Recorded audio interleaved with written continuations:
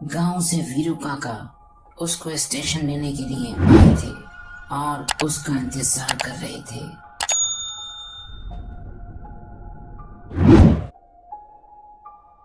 उन्होंने राकेश की खैरियत मालूम की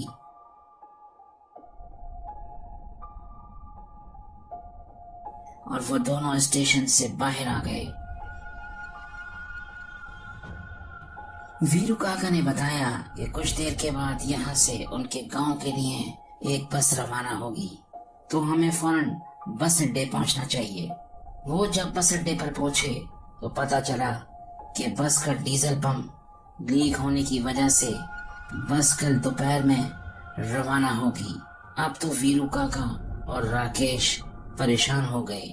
वीरू काका ने बस का टिकट देने वाले शख्स से पूछा कि यहाँ करीब में कोई होटल या कोई गेस्ट हाउस वगैरह है जहाँ पर रात गुजारी जा सके। उस शख्स ने बताया यहाँ से तकरीबन 1 किलोमीटर के फासले पर उसने एक होटल तो देखा है, पर आज तक वहाँ जाने का इत्तेफाक नहीं हुआ। तुम लोग जाकर पता कर लो, वरना रात बस अड्डे पर ही गुजारना होगी। राकेश और वीरू काका दोनों होटल की तरफ रवाना हो गए। तकरीबन 1 किलोमीटर चलने के बाद उनको होटल नजर आ गया था। ये एक छोटा सा होटल था जिसके ज्यादातर कमरों की लाइट्स ऑफ थी। होटल के आसपास सिर्फ दरख्त थे और कुछ कच्चा इलाका था। रात की तारीकी में होटल खौफनाक मंजर पेश कर रहा था। वो होटल में दाखिल हुए तो इन्हें काउंटर खाली नजर आया। कुछ देर के बाद तकरीबन 40 से 45 साल शख्स दूसरी जानिब से नमदार हुआ, जिसकी आंखों में एक अजीब सी चमक थी। वो इनके करीब आया तो राकेश ने उससे कहा, एक रात के लिए रूम चाहिए जिसमें डबल बेड हो। उस शख्स ने इन लोगों का नाम वगैरह पूछा और रजिस्टर में इंदराज करते हुए बताया, एक रात का किराया 1000 रुपए होगा जो अभी देना होगा, और ये रही तुम्हारे कमरे की चाबी। राकेश ने उस होटल में जो चीजें नोट की थी वो उसे बहुत अजीब लगी। पूरे होटल में कहीं भी कोई वेटर नजर नहीं आ रहा था, न ही किसी कमरे से कोई शख्स आता जाता नजर आया। ऐसा लगता था कि जैसे पूरा होटल खाली हो। राकेश ने जब उस शख्स से इन सब चीजों के बारे में पूछा तो उसने बताया, छोटे से होटल में भला वेटरों का क्या काम है, सारा काम मैं तकरीबन खुद ही देख लेता हूँ। बाकी आज रात तक तुम लोगों से पहले सिर्फ 4 लोग ही होटल आए थे, तुम लोगों को मिलाकर अब 5 हो गए हैं। वो बाकी सब अपने अपने रूम में सो रहे हैं। इतना कहकर उसने सवालिया नजरों से राकेश की तरफ देखा और कहा, कोई और सवाल हो तुम्हारा? नहीं नहीं, राकेश ने जवाब दिया।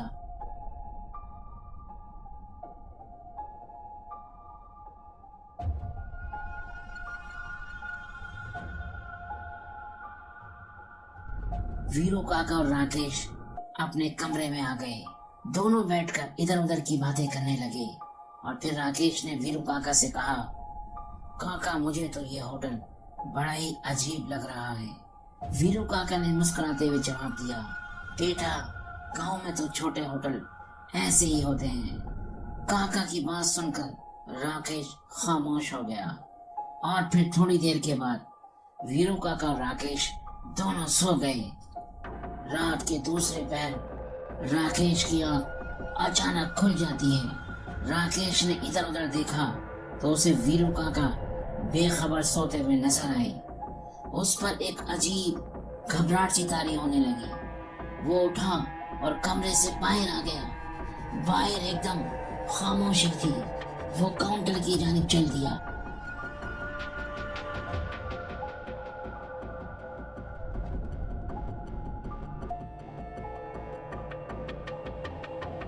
काउंटर खाली था। फिर उसे काउंटर से कुछ दूर सामने वाले कमरे में आहिस्ता आहिस्ता बातें करने की आवाजें आने लगी तो वो परेशान हो गया। उसने सोचा वो शख्स तो होटल में तन्हा था, तो वो अब किससे बातें कर रहा है। वो दबे पांव कमरे की तरफ बढ़ा तो कमरे का दरवाजा थोड़ा सा खुला हुआ था। वही शख्स एक लड़की के साथ बैठा था। वो लड़की उससे कह रही थी, जो इस बार वो जवान लड़के का सर मुझे चाहिए, बाकी उस बूढ़े का जो कुछ करना है वो तुम जानो। और वो बूढ़ा, उस शख्स ने मकरू हंसी हंसते हुए कहा, साक्षी डार्लिंग, अभी तो शिकार सोए हैं, जरा इनकी नींद गहरी हो लेने दो। तुम हमेशा जल्दबाजी से काम लेती हो, और क्या तुम भूल गई कि कल रात का हमारा शिकार इसी कमरे के बेड के नीचे पड़ा है। पहले उसको तो फारिग कर दो। और फिर राकेश ने जो मंजर देखा उसका दिल दहल गया। उस शख्स ने बेड के नीचे से एक जवान शख्स को खींच कर निकाला, जो शायद बेहोश था या फिर मर चुका था। इसके बाद दोनों ने बड़ी बेरहमी से उसके दिल और उसके दूसरे आज़ा को निकाल कर खाना शुरू कर दिया।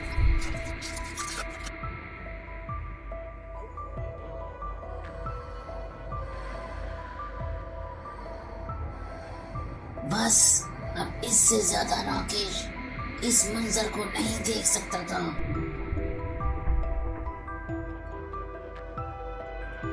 उसने फौरन कमरे की तरफ दौड़ लगा दी।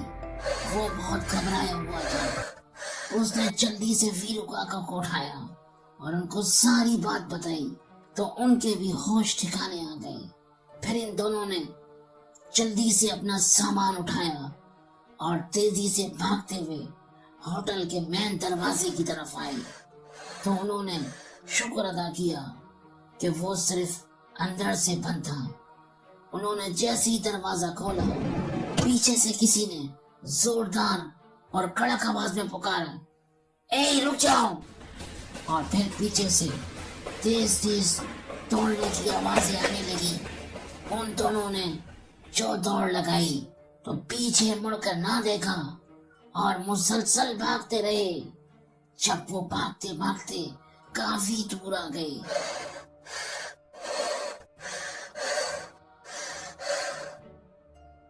तो उन्होंने सामने से एक शख्स को आते हुए देखा।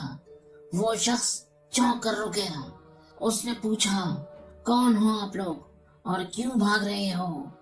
राकेश ने जवाब देने के बजाय उल्टा उससे सवाल पूछ लिया, तुम कौन हो और इतनी रात को कहां से आ रहे हो? उस शख्स ने बताया कि मैं करीब यही गांव में रहता हूँ, किसी काम से दूसरे गांव गया था, वहां से वापसी में देर हो गई।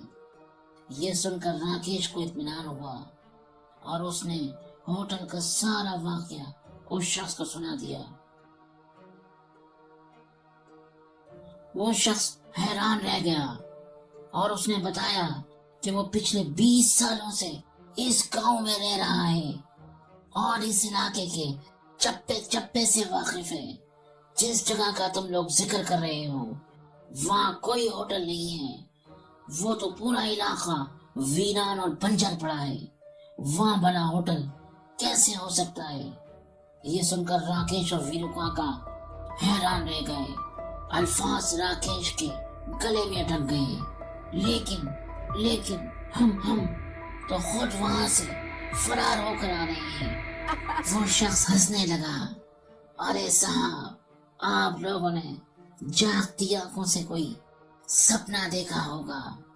आप मेरे साथ चलें, मैं आपको सुबह